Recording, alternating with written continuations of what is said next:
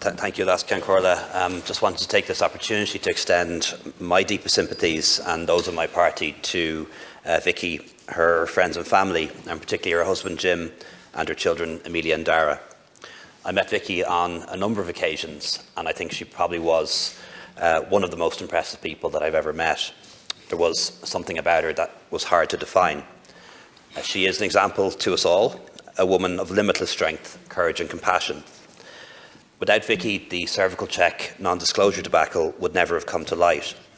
And thanks to her advocacy, we can start to build a better culture in our health service, one that treats patients with respect, which is never paternalistic, gives them all of the information about them that is available, and always tells the truth. I think in one of her most powerful statements, she demanded action, change and accountability.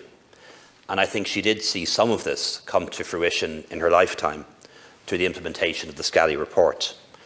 Action, a new and more accurate way to examine smear tests now in place, and the extension of the vaccine to boys.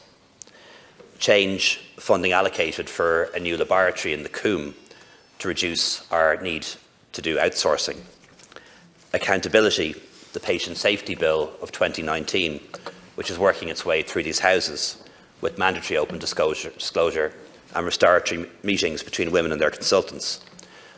I know that work must continue, and it is far from complete. And as the Taoiseach said, we must enact the Patient Safety Bill as soon as possible.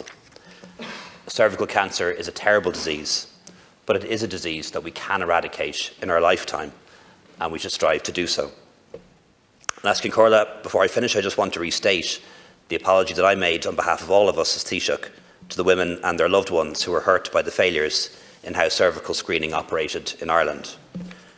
When preparing for that apology, I met with many of the families who had their lives turned upside down. And I know for those who campaigned and travelled this journey with Vicky, particularly the 221 patient support group, her loss is going to be more painfully felt than we can ever imagine. And I know they'll continue to stand up for women of Ireland, and we must continue to listen. Gur Maigat.